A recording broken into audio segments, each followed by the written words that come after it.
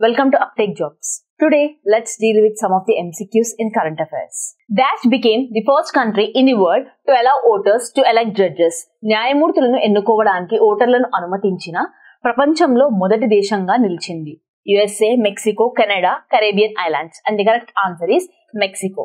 So, Mexico first world లోనే first country అన్నమాట to allow voters to elect judges.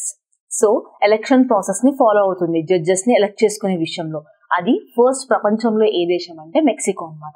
మనము అసలు ఈ జడ్జెస్ అపాయింట్మెంట్ కమిటీని ఏ కంట్రీ ఎస్టాబ్లిష్ చేసింది అంటే యూకే ఎస్టాబ్లిష్ చేసింది. అండ్ యుఎస్ఏ లో మరి ఏ ప్రాసెస్ ఫాలో అవుతుంది జడ్జెస్ ని ఎలక్ట్ చేసుకునే ప్రాసెస్ అంటే యుఎస్ఏ లో president will elect the judges అనమాట. సో ఆ ప్రెసిడెంట్ కి రైట్స్ ఉంటాయన్నమాట జడ్జెస్ ని ఎలక్ట్ చేసుకోవడానికి. మరి జర్మనీలో అంటే జర్మనీలో ఎలక్షన్ ప్రాసెస్ ని ఫాలో అవుతుంది అనమాట to elect the judges.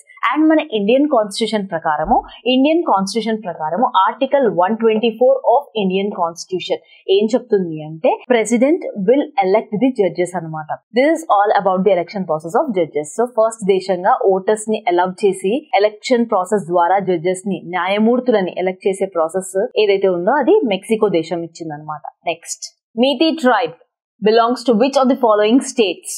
Meitei తెగ ఏ రాష్ట్రానికి చెందినది?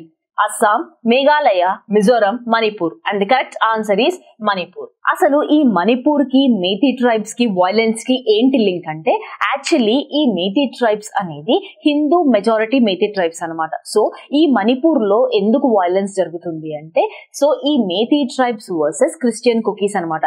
Hindu majority మేటీ tribes versus Christian cookies కి మధ్య ఈ వైలెన్స్ అనేది జరుగుతుంది. ఎందుకు ఈ వైలెన్స్ అంటే ఎకనామిక్ బెనిఫిట్స్ పరంగా ఈ ఇరు వర్గాలకి ఈ ట్రైబ్స్ కి అండ్ క్రిస్టియన్ కుకీస్ కి మధ్య వైలెన్స్ అనేది జరుగుతుంది. ఈ మేటీ ట్రైబ్ అనేది which belongs to Manipur. So Manipur లో ఈ వైలెన్స్ అనేది జరుగుతుంది. Next, when is world elderly day observed?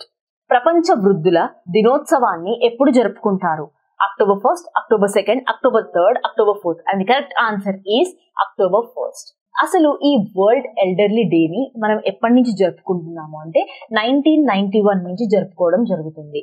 So ఎందుకు ఈ వరల్డ్ ఎల్డర్లీ డే ని మనం జరుపుకుంటున్నామంటే ఎందుకంటే ఓల్డ్ ఏజ్ పీపుల్ ఎవరైతే ఉన్నారో ప్రపంచ వ్యాప్తంగా వాళ్ళు ఫేస్ చేసే ఛాలెంజెస్ కానీ ఇష్యూస్ కానీ వాళ్ళల్లో కూడా ఒక అవేర్నెస్ కలగాలి అని ఎయిమ్ తో ఈ వరల్డ్ ఎల్డర్లీ డే ని మనం October 1st నాడు జరుపుకోవడం జరుగుతుంది. అయితే రీసెంట్ గా ఏం చేసింది అంటే మన union cabinet under Ayushman Bharat Pradhan Mantri Jan Arogya Yojana కింద health coverage for all senior citizen age 70 and above అంటే ఎందుకు అప్రూవ్ చేసింది దీన్ని అంటే in order to protect and take care of this grey population అనమాట. So this is all about world elderly day. ఎప్పుడు జరుపుకుంటామంటే October 1st ను జరుపుకుంటాము. Headquarters of central marine fisheries research institute CMFRI is located in which city? Central marine fisheries research institute ప్రధాన కార్యాలయం ఏ నగరంలో ఉంది? New Delhi, Chennai, Cochin, Bengaluru. And the correct answer is Cochin. అసలు ఈ ఇన్స్టిట్యూట్ ఎక్కడుందంటే కొచ్చిన్, కేరళలో ఉంది. అసలు ఈ ప్రాజెక్ట్ మెయిన్ ఏం ఏంటంటే fish market information system and fish price information system ని డెవలప్ చేయడం కోసం ఈ ప్రాజెక్ట్ ని స్టార్ట్ చేయడం జరిగింది. Under national fisheries development board ద్వారా ఇవన్నీ డెవలప్ అవ్వడం జరుగుతుంది అనమాట. అసలు ఈ నేషనల్ ఫిషరీస్ డెవలప్మెంట్ బోర్డ్ ఎక్కడుంది అంటే హైదరాబాద్ లో ఉంది. And this is all about fisheries. Next, which edition of summer para Olympics was hosted by Paris in 2024? Summer para Olympics యొక్క ఏ ఎడిషన్ కు 2024లో ప్యారిస్ ఆతిథ్యం ఇచ్చింది? 16th, 17th, 18th, 19th. And the correct answer is 17th edition. ఏ edition of summer para Olympics was hosted by Paris 2024 అంటే 17th edition summer para Olympics. And ఇక్కడ మనం గర్వంగా చెప్పుకోవాల్సిన విషయం ఏంటంటే ఈ ప్యారిస్ లో జరిగిన ఏదైతే సమ్మర్ పారా ఒలింపిక్స్ ఉందో అందులో భారతదేశము అత్యధిక మెడల్లను సాధించింది అనమాట. 29 మెడల్లను సాధించింది మన భారతదేశం. So this all about summer para Olympics which is hosted by Paris. Next, Veli Akkulam lake recently seen in news for a negative reasons is located in which state? ఇటీవల ప్రతికూల కారణాలతో వార్తల్లో కనిపించిన వేలి అకులం సరస్సు ఏ రాష్ట్రంలో ఉంది? Tamil Nadu, Kerala, Karnataka, west Bengal. And the correct answer is Kerala. మనందరికీ తెలుసు కేరళ అనగానే గాడ్స్ ఓన్ కంట్రీ అని. సో ఇప్పుడు వేలి అకులం లేక్ అంటే ఇది ఒక ఫేమస్ టూరిస్ట్ డెస్టినేషన్ అనమాట. మరి ఇది ఎక్కడ లొకేట్ అయింది ఎగ్జాక్ట్ గా అంటే 8 కిలోమీటర్స్ నార్త్ ఆఫ్ తిరువనంతపురంలో లొకేట్ అయింది. అండ్ ఈ వేలియాకులం లేక్ ఒక బ్యాక్ వాటర్ లేక్ అన్నమాట. మరి ఇంత ప్రాముఖ్యత ఉంది కదా, మరి ఇది ఎందుకు న్యూస్ లో ఉందంటే రీసెంట్ గా ఈ లేక్ చాలా పొల్యూట్ అవుతుంది అనమాట. అండ్ ఆల్సో బోట్స్ ని నడపడం కూడా స్టాప్ చేశారనమాట ఈ లేక్ లో since a very long time. ఈ వేలియాకులం లేక్ ఎందుకు న్యూస్ లో ఉందంటే ఈ లేక్ బాగా పొల్యూట్ అవుతుంది ఈ మధ్య, అందుకే ఇది రీసెంట్ గా న్యూస్ లో ఉందన్నమాట. సో ఈ వేలియాకులం లేక్ అనేది ఎక్కడ ఉందంటే Kerala. This is all about this lake. Next, southern bird wing is a dash species recently spotted in Madurai. Southern bird wing అనేది మదురైలో ఇటీవల కనిపించిన డాష్ జాతి. Bee, beetle, damselfly and butterfly. And the correct answer is butterfly species కి చెందింది ఈ southern bird wing అనేది. ఈ సదరన్ బర్డ్ వింగ్ ఏ జాతికి చెందింది అంటే బటర్ఫ్లై స్పీసీస్ జాతికి చెందింది. అండ్ మనం చూసుకున్నట్లయితే ఈ బటర్ఫ్లై స్పీసీస్ లో మన భారతదేశము ప్రపంచంలోనే 2వ స్థానంలో ఉందన్నమాట. ఈ బటర్ఫ్లై స్పీసీస్ ని ఎక్కడ కనుగొన్నారు అంటే తమిళనాడులో కనుగొన్నారు. సో ఈ సదరన్ బర్డ్ వింగ్ ఏ జాతికి చెందింది? బటర్ఫ్లై స్పీసీస్ జాతికి చెందింది. Next, where was the second international conference on green hydrogen held recently? ఇటీవల గ్రీన్ హైడ్రోజన్ పై 2వ అంతర్జాతీయ సదస్సు ఎక్కడ జరిగింది? Lucknow, Jaipur, Chennai, New Delhi. And the correct answer is New Delhi. So recent గా ఈ సెకండ్ ఇంటర్నేషనల్ కాన్ఫరెన్స్ ఎక్కడ జరిగింది అంటే న్యూఢిల్లీలో జరిగింది.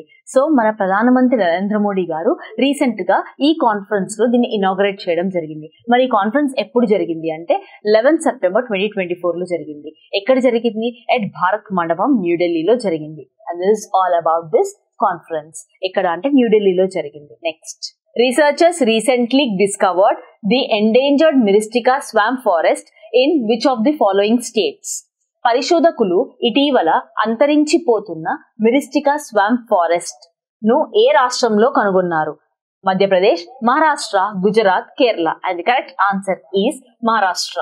సో ఈ మిరిస్టికా స్వాంప్ ఫారెస్ట్ గురించి మనం తెలుసుకుందాం. ఇది ఎక్కడ లొకేట్ అయ్యిందంటే మహారాష్ట్ర. ఎక్కడ ఎగ్జాక్ట్ గా లొకేట్ అయ్యిందంటే గోవా మహారాష్ట్ర బార్డర్స్ లో ఇది లొకేట్ అయి ఉంది.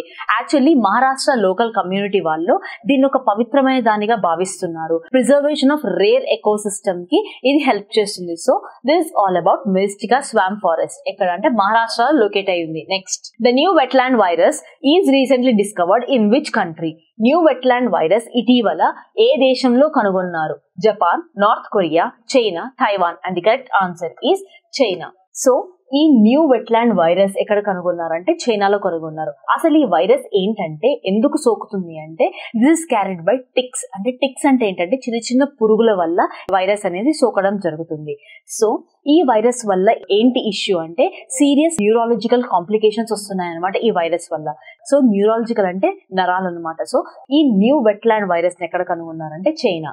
ఇది ఇవాల్టి కరెంట్ అఫైర్స్ MCQs ఎక్స్ప్లెనేషన్. మరిన్ని వివరాల కోసం అప్టెక్ జాబ్స్ ని సబ్స్క్రైబ్ చేయండి. Thank you.